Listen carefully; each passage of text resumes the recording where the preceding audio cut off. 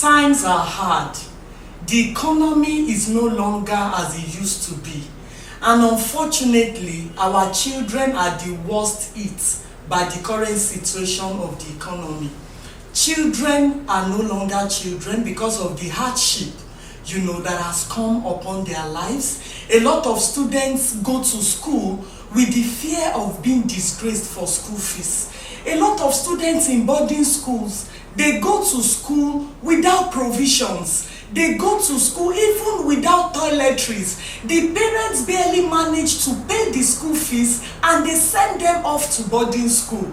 It is so pathetic and heartbreaking. What is the way forward for our children? After all, they didn't ask to be born. How can we help them? How can we relieve this hardship upon their lives? This and more is why God has raised me, as a voice and guide for the children of today's generation. Well, my name is Dr. Tayelolu. I'm the visionary and founder of an NGO raising the bar with Tayelolu. Yes, that is my NGO. And a lot of people know me as a coach, as a mentor, and as a counselor. Now let's hit, straight into why I'm here. Sometimes last year, the last school session, I was opportuned to visit, a boarding school. Because I've been going to that school prior to them to address the students on the assembly ground. So I was able to use my contact to ask them that I wanted to, go to the girls' hostel to relate with the girls. I went to boarding school. So I was eager, to know what the realities of today's boarding school is. I was given access to the praise of God. And on this Saturday, I, dressed up at home and I proceeded to this school. When I got there, I was taken to the girls' hostel by the supervisory house mistress, and the girls came to me. They had been told before that someone was coming to talk to them. As I intimately related and chit-chatted with the girls, I was filled with melancholy, about what I experienced also when I was in boarding school like them. In the course of charging them, talking to them and playing with them, of course, I noticed that one of the girls looked sad. There was this downcasted expression, that she carried. And I was curious. I knew something was wrong. So when I was done playing with them, I gave them gifts. I took pictures with them. So I told the house mistress that, please, who is that girl? That girl on red, see me like underwear. I want to talk to her. She said, okay, no problem. So I called the girl to the side. And I said, what is your name? She said her name was Simisola. I said, you look sad. There's this, air of sorrow around you. Can you tell me what the problem is? And she said, ma, I'm very hungry. I said, didn't you go to dining, to your dining hall? Was food not served in the morning? Because that was afternoon time. They were preparing to go for lunch. And she said, the food that was served in the dining hall in the morning was not okay for me. I said, don't you have gari and groundnut and sugar, or maybe Bonvita milk, and you go buy bread and you take something to supplement? She said, I don't have anything. She said, I do not have anything. I said, even gari? She said, I don't have it. I said, did you bring provisions to school when you were coming? She said, no. My mommy could not afford it. Although the first week when I came in, she sent somebody to give me gari, like 2 Congos, this small rubber, and sugar. But I've since expended it, so I no longer have anything. I hope that I felt compassion. I was overwhelmed with feelings of when I was like her. How will a child be coming to boarding school and you cannot even afford to give her sufficient gari, granite, and sugar? Not to talk of Bonvita milk and all the other things that makes a child comfortable in school. So I spoke to with the boarding house mistress before I left, and she encouraged me that I could offer my hand of help to the girl. This is only one out of the many encounters I have had with the young children whenever I go out to visit. What about school fees? government school fees are low. They are not, huge. They are not back-breaking. But unfortunately still, a lot of parents cannot afford it. Last 2 sessions, by the help of God, I was able to raise some money. So I went around some, government secondary schools, and I asked the management to avail me with a list of their, consistent debtors. There are some students that the principal and bursar knows that this one never pays school fees on time. And so they gave me a list, and I was able to pay off the few that I could. As the visionary of an NGO, as a coach and mentor, many people know me for the non-material impact, aspect of my works. A lot of people do not popularly know me for the material works, because I'm not someone who believes in taking camera to wherever you are doing humanitarian service. I am not one who likes to, record when I'm helping the needy, when I'm giving to the poor. And that is why that aspect of my NGO has been silent. Recently, however, I've received some calls. I can call it SOS, Save Our Soul phone calls. A lot of children need help. A lot of parents have reached out to me. They don't know how they can even cater for their children. For parents who have children in boarding school, many of them said they have withdrawn those children home to be day students. And even at that, there is no money for feeding. They don't have foodstuffs to take care of these children. Their children are hungry. And one thing I have found out in the course of being, the visionary of an NGO, is that there are a lot of people who are willing to help, but they do not know the right channel or avenue to pour out what they desire to give. They do not know how to reach out to the people who actually need help. And so my NGO has decided that going forward, I want to be more public with my material impact. Of course, I told you that the NGO is about non-material impact and material impact. The non-material impact, however, encapsulates mentoring, coaching, and counseling, while the material impact, the material note, includes paying school fees for needy children, helping boarding school students in government schools with provisions, buying sanitary towels. Do you know that some adolescent girls, whenever they are having their menstrual period, they cannot even afford to buy menstrual pad? Many of them will go to their old clothes, they will cut it and use it to do menstruation. A lot of infections, many of them get a lot of infections. Many of them, they experience lots of discomfort.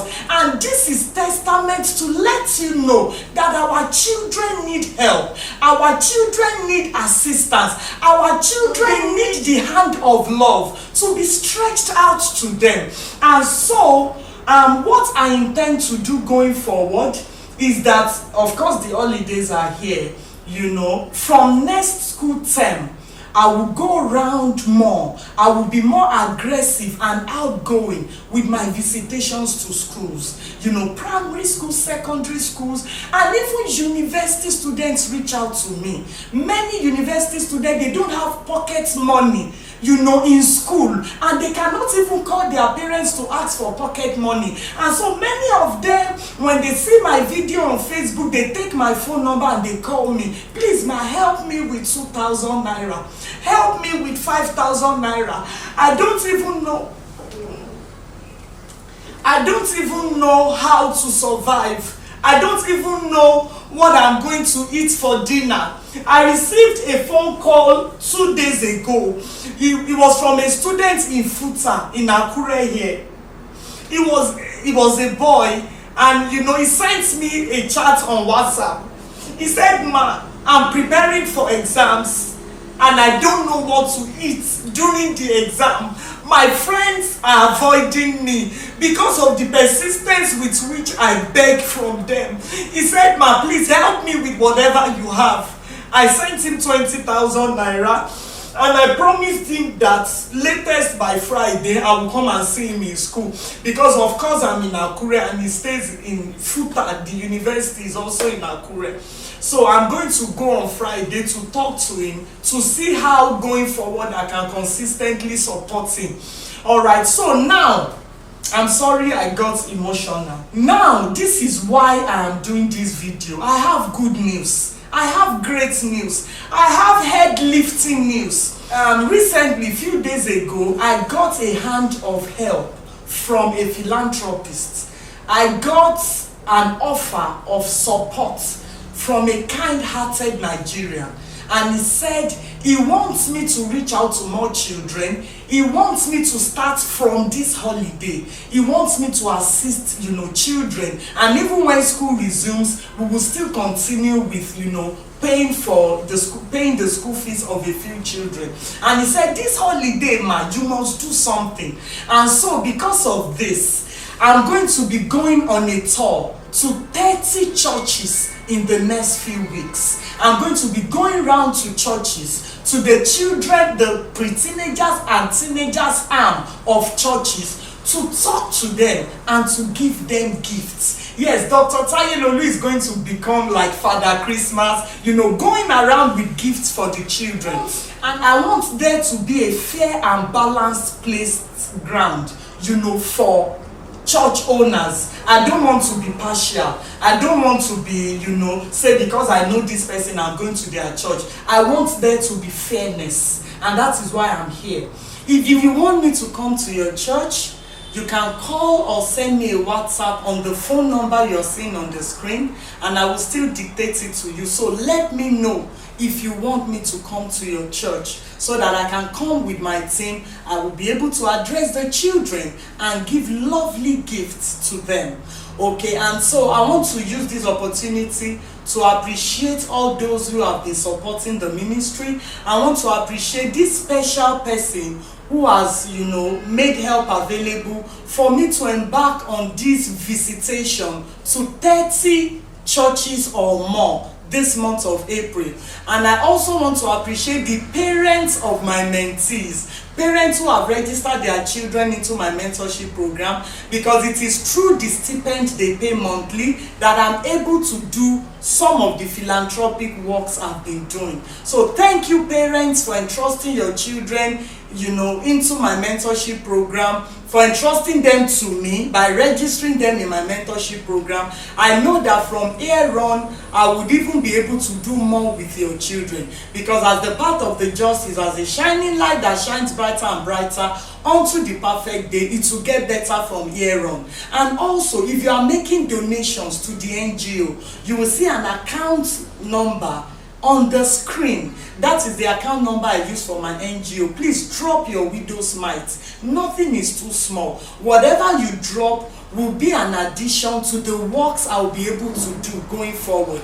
If you have material things like maybe Bonvita, cornflakes, Milo, maybe sanitary towel, maybe satin pants that girls use for menstruation, you can buy satin pants. It's easier to wash when you're on your period, so that I can give it to the young girls. Boxers for boys. A lot of boys don't even have boxer shorts to wear. It is that bad. So partner with me, join me, and let's make the world a better place. Let's make the lives of our children easier. They did not ask to be born, and whatever you entrust into my care, for the NGO, I promise to make good use of it, and I will revert periodically to let you know what we are doing with your resources. So my phone number is 08038408948. The will of God will never take a person to a place where grace will be absent. If it is the will of God sending you on an errand, be sure that grace will be sufficiently available. And this grace I have been enjoying in this NGO. Whoever gives to the needy lendeth to the Lord. The book of Psalms, he said, whoever gives to the needy lends to God, and who can God owe? No man. So when you are lending to God by giving to the needy, be sure you are getting it returned to you in multiple folds. So God bless you. This is all I've brought for now. You'll be seeing some of my billboards around the town if you live in Akure about this church visitation, and I know my caller will help me, my caller will support me, and I will find this journey easier from here on. So God bless you. Have a blessed day.